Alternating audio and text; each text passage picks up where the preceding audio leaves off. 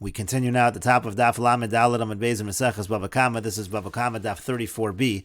On the previous Amud, the Gemara, the Machlokas between Rabbi Meir and Rabbi Yehuda. How do we understand the psukim in the Torah that deal with a tam goring and killing another animal? Rabbi Meir said we understand simply that you divide the value of the tam in half, and assuming that that comes out to chatzi nezik, so that's the amount that is paid to the nizik. Rabbi Yehuda says the way we understand the psukim is we divide not only the living animal in half, but we divide the animal that dies in half as well. And again, it all comes out to chatzi nezik either way. But the difference is, since according to Rabbi Yehuda, the mazik has a stake in the dead animal, just like the nizik has a stake in the dead animal. So if that dead animal should depreciate in value, that loss of money is going to be borne not only by the nizik, but the mazik as well is going to bear some of that loss. And so the Gemara now asks on Rabbi Yehuda that it comes out that tam chomer mimuad, that a tam is actually stricter than a muad. As Rashi says, tam chomer mimuad, to hagabe muad amrina b'Bava Kamma, because we say by a muad in the first parak of Meseches Bava Kamma, ba'ilin metaflin b'nevela, that it's the nizik, it's the owner that has to deal with the nevela. T'chsiv ha'mesia lo la nizik, we learned that from the pasuk of ha'mesia lo, and any depreciation in value of the dead animal, that loss is borne by the nizik when it comes to a muad. And by a tam, we're saying that actually the mazik has to bear some of that loss. So it comes out that a tam is actually stricter to the mazik than a muad would be stricter to the mazik.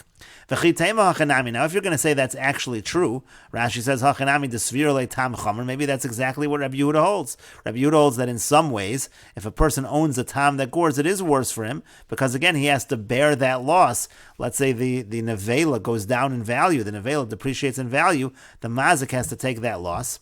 And you're going to say that's the case, Kiditanan, as we learned in the Mishnah. Rabbi Yehuda says, Tam chayiv umud pater, that when it comes to a tam, there's a situation where by a tam you'd be chayiv, and a muad you'd be pater. Rashi says, Kiditanan l'kamon v'perek shor shanagach dalad v'hei, we're going to learn this later on. Rabbi Yehuda Omer tam chayiv im shamru shmira pechusa. The case over there happens to be, let's say you watch the animal, but it's just a shmira pechusa. It's not the best kind of guarding of the animal. The yotz of a hizik and the animal goes out and damages. So by a tam you're actually chayiv, umuad pater, and by a muad you're pater. So you see, according to Rabbi Yehuda, that in some ways a tam can be stricter than a muad. So maybe that's true over here as well in terms of a case of a tam goring when it comes to the depreciation in the value of the dead animal. Maybe there also it's stricter, and we say that the mazik bears some of that loss. But the Gemara says, Eimur de Shamat le Rabbi Yehuda le'inyan shmira. We can say that we heard such an opinion according to Rabbi Yehuda when it comes to guarding of the animal, that we say a tam is stricter. Dechsivi kroi, because that's already what's written in the psukim. It comes out from the psukim that way. But le'inyan tashlumim, when it comes to payment, misha madle, do we ever hear that that's true according to Rabbi Yehuda, that a tam is stricter than a muad?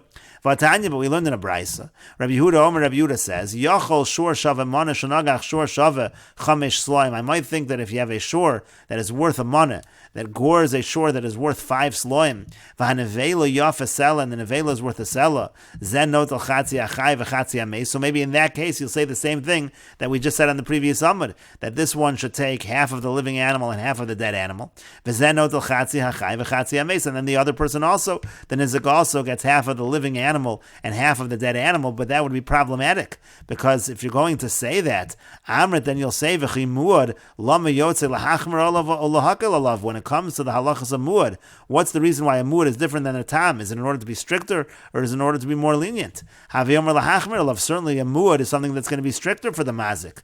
Muad einu mashalim ala mashizik. Now, if it comes to a muad, the only amount you have to pay is the amount of the damages. Tam hakal lo kol shekain. When it comes to a tam, certainly you're not going to pay more than that. The point over here of the Bryce is that it could come out, if you're always going to split the value of the living animal and split the value of the dead animal, if you'll always follow that rule, it can come out that a tam is sometimes going to pay more than a nizik. And Rabbi Yehuda says, of course, that is not going to be the case. And Rashi explains, Zen not al chatzi achayr. You're going to say in this case that the nizik is going to take half of the living animal. Sheshava chetzio yud beis lanu palga. The living animal was worth, as we said, it was worth 100 mana, which is the same as 25 sela. Half of that is going to be 12 and a half sloim. B'shvil tashlum shalo. That's what the nizik is going to take. Shalo shav elahei sloim. The original animal that was even damaged was only worth 5 sloim. The nevela was worth a sela. The full amount of damage was only 4 sela, and he's going to take 12 and a half sloim. That wouldn't make any sense. Tam hakal kal or kol shekain, if it comes to a tam which is more lenient, if a muad is only at most going to pay the amount of the damage, certainly a tam is not going to pay more than that. The point to bring this bryce is to say, Alma Rabbi Yehuda, tam kal karile. You see, Rabbi Yehuda refers to the tam as being more lenient in terms of tashlumin. You can't possibly say that it's stricter in terms of tashlumin, in terms of the pchas nevela. And so the Gemara instead says, Elam Rabbi Yochanan, rather Rabbi Yochanan says, you can't say that by a tam, the mazik is going to lose out in terms of the pchas nevela, because then again, what's going to turn out is that the tam is going to be stricter for the mazik than the muad. So rather Rabbi Yochanan says, you know what the difference is between Rabbi Meir and Rabbi Yehuda? The difference is as follows, Shavach nevela ika beinayu. The difference is, let's say you have a situation where the nevela actually appreciates, it goes up in value. Demar savar denizik hava, that one is going to say that appreciation in value, it only goes to the nizik. That's what Rabbi Meir is going to say. Umar savar palga, but the other opinion, meaning Rabbi Yehuda, is going to say no. The mazik does have a stake in that nevela, and therefore he gains in that appreciation. And in that case, he's going to gain, and that's by a tam that the mazik is going to gain. V'hainu dekakasha leil Rabbi Yehuda, and that was the question that Rabbi Yehuda had. Hashda da'amrit chosrachmani love the mazik to shakal b'shivcha. That now that we're saying that the Torah has mercy on the mazik, that he actually gets the appreciation of the nevela. So now yachol shor shava chamesh slaim. So I might think if you have an ox that's worth 5 slaim, shenagach shor shava mana, that gores an ox that's worth 100 dinar, meaning it's worth 25 slaim. V'hanevela yafa chamishim zuz, and the nevela now after this animal was gored, it's worth 50 zuz. So zenot al chatzi achai v'chatzi ames. So you're going to say this one takes half of the living animal and half of the dead animal. V'zenot al chatzi achai v'chatzi ames, and the nizik also takes half of the living animal and half of the dead animal. But amrit heichon matzino mazik niskor. But then it's going to come out if you do that the mazik is actually going to gain.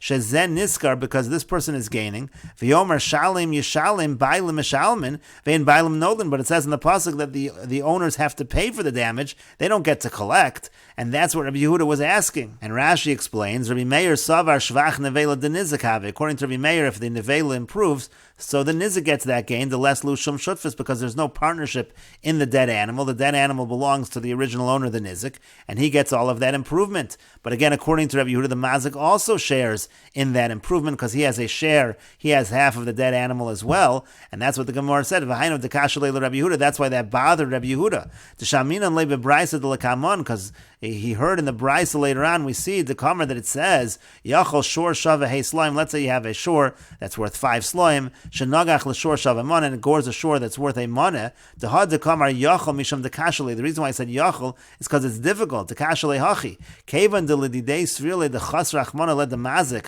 lemishkal b'shivcha. If we're holding over here that the Torah has mercy on the mazik, that he gets the shvach, he gets the improvement of the animal that died. So Yachol shor shava chamesh slaim shenagach. So let's say you have a situation where the mazik's shore was worth very little, it's worth only 5 slaim, and it gores a shore that's worth a mana, and now the nevela, let's say, is worth 50 nun zuzim, it's worth 50 zuz. The shakel mazik chatzi achai to have a shnei slaim upalga. So now the mazik will take half of his animal, half of the living animal, which is 2.5 sela, v'chatzi hameis, and then he's going to take half of the dead animal to have a sheish slaim uravia. That's going to come out to 6 slaim and a quarter. If you take that half of the dead animal, now it's going to turn out that the mazik actually gains. He doesn't lose anything.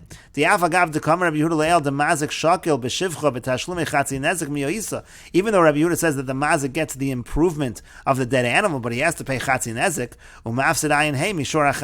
and he has to pay at least 75 from the living animal. And so, but the problem is shalim yeshalim b'muad ksiv. It says shalim yeshalim b'muad.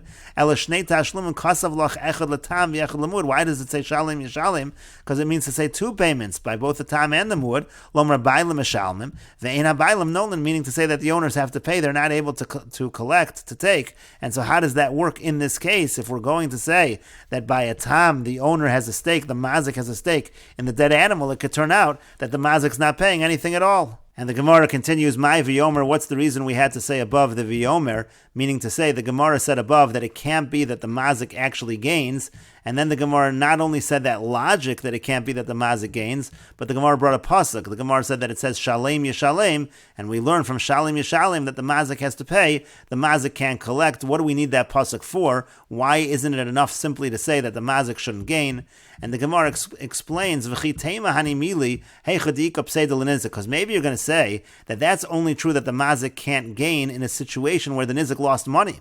But let's say you have a scenario where the nizik did not lose any money. Could go in, for example, shor shava chamesh sloim. Let's say the shor was worth 5 sloim. Shenogach shor shava chamesh sloim, that gored another shor worth 5 sloim. But the nevela actually appreciated in value, and now it's worth 30 zuz, and so the nizik didn't lose anything. So then maybe we will say shakal nami mazik b'shivcha. Maybe there the mazik is able to take the appreciation in value, and the mazik can actually gain. So that's why we bring the pasuk v'yomer shalim yishalim bailam yishalmin vein bailam notlin. That's why we bring the pasuk of shalim yishalim to say that the bailam, the mazik has to pay. They're not going to collect. And Rashi explains, the nevela is worth 30 zuz, meaning that when the animal died, it actually went up in value. And it went up 10 zuz in value. The mazik will now take 5 of the zuz of those 10 zuz that went up in value. Because in this case, the nizik didn't lose anything. Because he also gained the 5 dinner. He also gained the 5 zuz. Maybe you'll say that, so we say that's not the case. The bailam have to pay. There's no way that the mazik is going to gain. The mazik is going to collect. And the Gemara continues, Amarle Rav Acha bar Tachlifa l'Rava. Rav Acha bar Tachlifa says to Rava, Imkain, if so, that according to Rabbi Yehuda, you're dividing the living animal and you're dividing the dead animal. Matzino l'Rabbi Yehuda tam meshalim yoser mechatzi nezek. Sometimes it's going to come out that the tam is paying more than chatzi nezek. V'atorah Amar, but didn't the Torah say, Umachru es ashor achai v'chatzu es kaspo, that you sell the living shore and you divide in half, and it sounds like you should only be paying chatzi nezek. And Rashi explains, Imkain matzino Rabbi Yehuda tam meshalim yoser mechatzi nezek, meaning Imkain de lo dorish Rabbi Yehuda pchas shepichsaso misa mechzen b'chai. If Rabbi Yehuda does not agree to Rabbi Meir is the one that said that the way we understand the pasuk is whatever it depreciated in value from the time it was alive to the time it's dead, you just divide that in half. So it's always chatzi nezek according to Rabbi Meir. But Rabbi Yehuda doesn't agree with that. Rabbi Yehuda says we divide the living animal in half and we divide the dead animal in half. So matzino b'tam meshalim yoser mechatzi nezek. It's going to come out some cases that by time it's not going to be chatzi nezek, it will be a little more. For example, what would be such a case? Shor shav nun shenagach l'shor shav mem. Let's say you have a shor that's worth 50 that gores a shor that's worth 40. V'hanevela yafechaf, and the dead animal is now worth 20. V'havenezechaf, so it's a total damage of 20 in this case. The nizik suffers a loss of 20. Upalga nizga asara. So really, what you should pay the nizik should be a total of 10. The amount that the nizik should get total should really be 30, because he has a dead animal of 20, plus the mazik should be paying him an additional 10, it should total 30. And that's certainly what Rabbi Meir would say. But if you're going to apply Rabbi Yehuda's formula and divide the living animal in half and the dead animal in half, if you divide the living animal in half and the dead animal in half in this case, notel nizik b'chai chafe, so the nizik is going to take 25 of the 50 of the living animal. Uve meis yurin, he's going to take from the mace, he's going to take 10 out of the 20. Harei lamed hey, that comes out to a total of 35, not a total of 30. A total of 30 for the nizik would have been chatzi nezik, because that would have been 20 of the dead animal plus the other 10 out of the 20 of the damage. That would have been 30. But here he's getting 35. Nimtza mazik mashalim yoser mechatzi nezik. Comes out the mazik is paying more than chatzi nezik in this case. And Rashi explains the Bishlam al Rabbi Meir. Now it makes sense according to Rabbi Meir. Lo mashalim el chatzi masha pichsaso misa. You're always going to pay half of whatever the depreciation was from when it was alive to when it was dead. That's perfect. El Rabbi Yehuda, but according to Rabbi Yehuda, nehi nami dehecha demati chatzi achai yoser minezek shalim. Now granted, with what the Gemara said earlier, you're never going to have a situation where we're going to have the mazik pay more than nezek shalim. That we've already excluded, because we already said nafkale hai de lo shakel nizek chatzi achai mikal v'chomer. In a case where half of the living animal would be more than nezek shalim, we already said the nizik is not going to get more than nezek shalim. That's a kal v'chomer mimuad. We make a kal v'chomer from a muad. If a muad pays nezek shalim, we already know a tam is not going to pay more than nezek shalim. Kediktani leil, like we said earlier, ma'muad chamor ain't mashalim el mashizik. If a muad which is stricter only pays what it damaged, tam hakalo kol sheken. A tam is certainly not going to be more than that. So we understand that we can use logic to put certain limitations within Rabbi Yehuda and say, for example, that a tam is never going to pay pay more than nezek shalim. Aval hacha, but over here you can come up with a case, the lekal amemer hachi, where there is no logic to stop you from paying more than chatzi nezek, but less than nezek shalim. Da pachos mimash hizek meshalim, because here you have a case where it turns out it's less than nezek shalim that the mazik is paying. Umiyu tzvei me chatzi nezek, but he's still paying more than chatzi nezek. So still, this formulation according to Rabbi Yehuda, it's very nice to say that the case of the pasuk to work out the math perfectly, where half of the living animal and half of the dead animal comes out to exactly chatzi nezek. But we see here a case where you can do the same formulation, you can do the same math, and it turns out that it's more than chatzi nezek. So how do we understand Rabbi Yehuda? And so the Gemara finally says, Islay Rabbi Yehuda has to be that Rabbi Yehuda agrees fundamentally to what Rabbi Meir said, that pchas shepichsa misa mechzen b'chai, that whatever the loss is to the animal that died from when it was alive to the time that it died, you do have to divide that within the living animal. Minoli, and from where does Rabbi Yehuda get that? Mi vegames hameis yechetzun, he gets that from vegames hameis yechetzun, meaning even Rabbi Yehuda agrees that fundamentally the payment is going to be chatzi nezek. But the Gemara says, "Va'afki Rabbi Yehuda lezen notal chatzi achai v'chatzi ameis v'zen notal chatzi achai v'chatzi ameis." But then Rabbi Yehuda use the same pasuk to say that you say that the mazik takes half of the living animal and half of the dead animal, and half of the living animal and half of the dead animal. And the Gemara says, "Imkei nichtov kra v'yes hameis." If that was the case, it could just say v'yes hameis. My v'gam. Why does it say v'gam? Shma min otarta. You actually learn out both ideas from there. So we do have an idea of a limitation, so to speak, of chatzi nezek, but we also have an idea that they split the living animal and they split the dead animal. And Rashi explains, Islay Rabbi Yehuda pchas shepichsaso misa hilkach bahu nami mikra nafkale delo shakal al chatzi nezek. In other words, Rabbi Yehuda agrees that there is this limitation learned from the pasuk that you're only going to pay a maximum of chatzi nezek if you're the mazik. Imkain, and if so, the pchas shepichsaso misa lechurasa. But if that's all that it was teaching us, lichtov es hameis yechetzun. It could have just said es hameis yechetzun.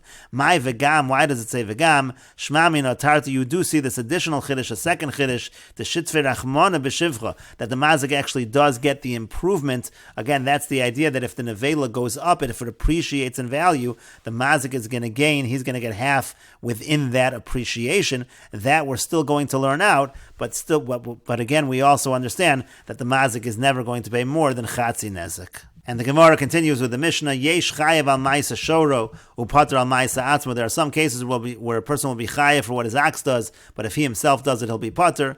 But pater al ma'isa shoro, v'chayev al ma'isa atzma. There's some cases where he'll be pater on what a shor does, but if he does the same thing, he's going to be chayev. Ketzad, how so? Shoro shabiyesh pater. Let's say his ox humiliates a person, so you don't pay busha, you don't pay for boshes by a shor. V'hu shabiyesh chayev. But if a person embarrasses somebody else, humiliates somebody else, he does have to pay boshes. Shor shasimes ein avdo v'hipol es shino. Let's say his ox blinds his own eved or knocks out the tooth of his eved, so pater, he doesn't have to pay because it's his eved. V'hu shasimes ein avdo v'hipol es shino. But if he blinds his eved or if he knocks out the tooth of his eved, chayev, he's going to be chayev because he has to let his eved go free. Shoro shechav al bi'avev u'v'imo. If his shor wounds his father or his mother, chayev, so then he's going to have to pay money. But if he wounds his father or his mother, pater, then he's pater, he doesn't have to pay money because he's already chayev mi, so we apply the rule of kimle b'deravimine. Shoro shehidlik es hagodish, if his ox lights the stack of grain on fire b'Shabbos on Shabbos, so chayev, he's going to be chayev to pay, as Rashi says, he'll be chayev to pay chatzi nezek. That's a strange kind of damage. However, v'hu shehidlik es hagodish, if he lights the stack of grain on fire b'Shabbos pater, so if he does that on Shabbos, he's pater, again for the same reason, because he's already chayev misa. In that case, we apply the rule of kimle b'drabmine. If he's chayev the death penalty, he doesn't have to pay money. And the Gemara says, Tani Rabbi Avo, Kamid Rabbi Yochanan. Rabbi Avo taught in front of Rabbi Yochanan, Kol HaMekalkalin Peturin. Anybody on Shabbos who does a malacha that is destructive and not constructive, it's pater on Shabbos. Chutz mechovel u'mavra, with the exception of chovel and mavra. If you create a wound or if you burn something, even if you do it in a destructive fashion, you're going to be chayev. Amar Leis, Rabbi Yochanan said back to him, Pok Tani Levra, go teach that outside. Chovel u'mavir in the Mishnah, chovel u'mavir, that's not a proper teaching, meaning to say that's also pater. If you do that in a destructive fashion, that will also be pater in those cases. V'im timtzal Amar Mishnah, and if you're going to say, isn't there a case of chovel u'mavir? No, the cases of chovel and mavir are as follows. Chovel b'tzarach lekalbo, for example, a wound, sometimes you're going to need the blood, he needs the blood for his dog, so that's really mekalkel, as Rashi says, al menas l'sakein. Rashi says, "B'tzarach lekalbo davim mekalkel al manas l'sakin." That's a case of something that's destructive, but it's really for a constructive purpose, and that's why in that particular case is going to be chayiv. And ma'avir also when you light something on fire, b'tzarach lafaru. Let's say he needs the ashes for something. Again, that's ultimately for a constructive purpose. That's the case. That's chayiv. And the Gemara continues, Tanan, we learned in our Mishnah, Shoro shehidlik es hagodish b'Shabbos chayiv. It says that if his ox lights a stack of grain on fire on Shabbos, so then he's chayiv to pay the monetary compensation for the damages. V'hu shehidlik es hagodish, but if he lights the stack of grain on fire, b'Shabbos on Shabbos Potter, then he won't have to pay for any damages because he's already chayiv misa in that case. And so the Gemara now says, "V'katani hu dumya deshoro." Now, the case where he's lighting it on fire is probably similar to the case where the ox does it. Mashoro de lo kaboile, just like the ox, he doesn't need the fire, he doesn't need the ashes for anything. It's not constructive in any sense. So by the person also, apparently it's not constructive, and yet it seems like you're chayav misa. That's why you're pater from paying the monetary damage. We will continue with this discussion in the next video on Daf Lamed Hey Amud Aleph.